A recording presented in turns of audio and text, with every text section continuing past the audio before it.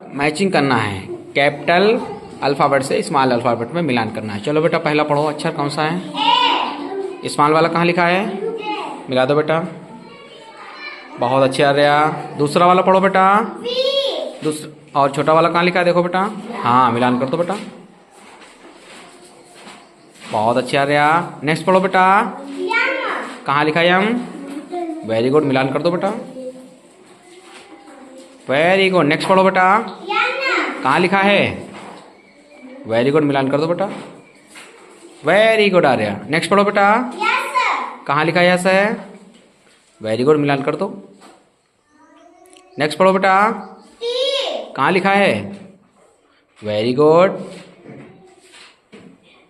Next पढ़ो बेटा, कहाँ लिखा है? क्यू। छोटा वाला देखो कहाँ लिखा है, हाँ वेरी गुड, बहुत अच्छे आ रहे हैं, वेरी गुड।